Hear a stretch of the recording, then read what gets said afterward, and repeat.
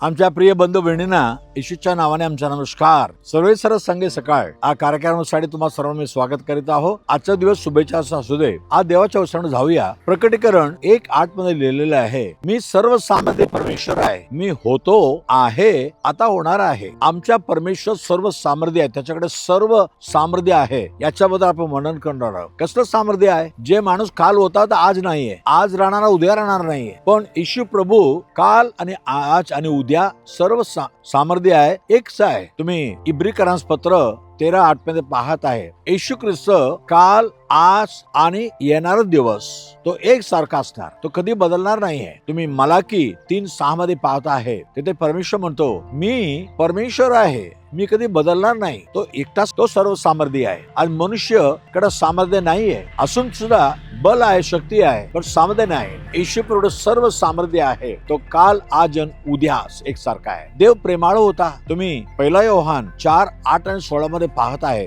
देव प्रेम आहे, देव प्रेम आहे, आणि देवाचं प्रेम पहिल्यापासून होता. तुम्ही अनुवाद त्याचे 23:5 पाहत आहे, परमेश्वर म्हणतो की तुझ्या देव बापाने तुझ्यावर प्रीती केली म्हणून बालाम नबी येऊन तुला श्राप देता होता, त्यावेळेस सुद्धा तुझ्यावर श्राप लागला नाही, कारण देवाने तुझे प्रेम केला आणि श्रापाला आशीर्वाद बदलू शकलं. आणि तेच गोष्ट आपण गलतीकरांस पत्र 3:13 मध्ये पाहत आहे. येशू ख्रिस्ताबद्दल, येशू ख्रिस्ताने आपला सर्व श्राप आपल्या अंगावर घेऊन वधस्तंभावर खिळलेला गेला. आता तुम्हाला माहित पडतो का, देवाचे प्रेम पहिलं पण असंच होता, आता पण असंच, आणि त्याचं प्रेम युगानुयुग राहणार आहे. तुम्ही योहान 13:1 मध्ये पाहत आहे, येशू प्रेम करताना शेवटपर्यंत प्रेम करतो. हा प्रेमाळू देवाला तुम्ही आपल्या मनात घ्या ना, त्याची प्रेम तुमच्या जीवनाचा सर्व श्राप काढून टाकेल, पापाला मिटवून टाकेल. आपण प्रार्थना करूया. आमच्या पवित्र धन्यवाद प्रभू. येशू सर्व सामर्थ्य परमेश्वर आहे, काल होता, आज आहे, उद्या पण असणार आहे, आणि त्याचं प्रेम सदा सर्वदा एकसा आहे. प्रभू, इस्रायल लोकांबरोबर प्रीती केला, श्रापाला आश्रम बदलून टाकला, आणि तू आता यावेळी क्रुसावर बलिदान होऊन आमच्या सर्व श्राप आपल्या अंगावर घेतला, कारण तुझ्या प्रेम आता पण आहे. प्रभू, प्रेमाळू परमेश्वर, आज वचन ऐकणारे प्रत्येक जण तुझ्या प्रेमाला ओळखून घेऊ दे, आणि येशूकडे आपल्या पापाची क्षमा मागू दे. त्यांचे जीवन, त्यांचे आयुष्य चांगलपणे होऊ दे. येशूच्या नावाने मागे तुम्हाला ऐक प्रभू राजा. Amen, amen. God bless you. उद्या सकाळी पुन्हा पाहूया. आमेन.